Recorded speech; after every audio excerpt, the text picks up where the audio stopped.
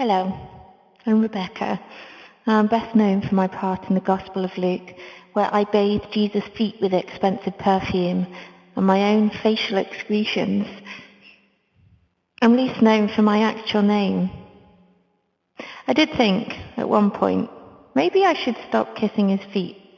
You know that awkward moment, like the uncomfortable handshake hug, that you're not sure how you got pulled into, but yet there you are, holding hands with those same hands sandwiched tightly between two bodies, or that one or two kiss resulting in the awkward ear kiss.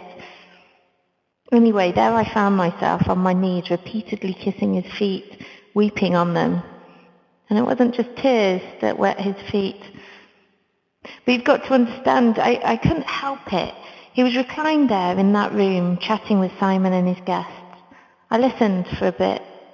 I liked his voice. I liked the hope that kind of grew when his turn came to speak and he said how things should be.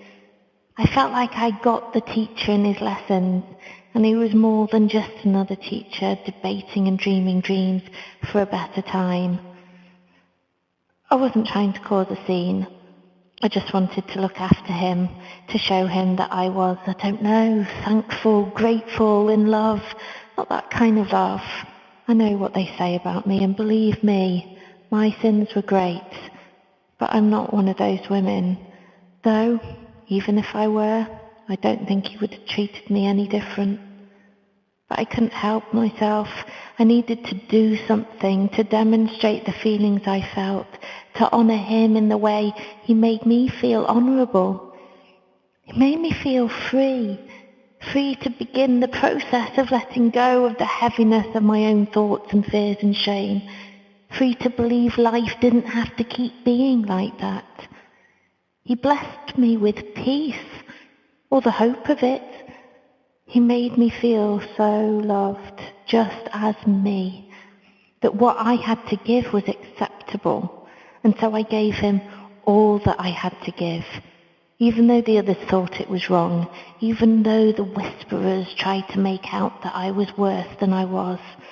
But he saw me, and so I saw me for who I was made to be, and because he loved me, I have been able to love again. So it all just came pouring out, the shame and the joy, the relief and the hope, my messy snottiness mingling with the best things I had to offer, and he accepted and he commended both.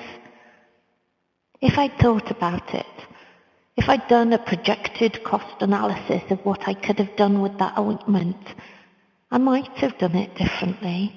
I might not have wasted all of it. But what would you do if you were there with him? Wouldn't you do anything you could? How could they not be there at his feet? He deserved it, that's all I know. And did you hear? Some of them started calling him the Messiah, the heir to King David's throne. It doesn't matter what they say about me. My tears, my hair, my perfume anointed the feet of the person they're now calling the Messiah. The Messiah who looked at me and actually saw me.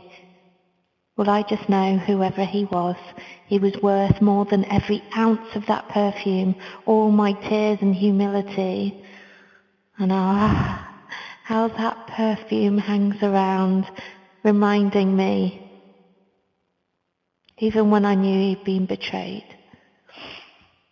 even when I knew he was dead, it lingered. Is it wrong? Is it too self-indulgent, perhaps, to hope that he could still smell it too, while it was all happening, when he suffered, so he knew that he was loved even then?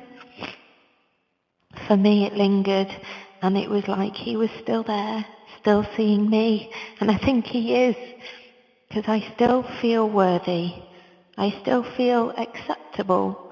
And somehow, because it was him that did it and said it, it changed me.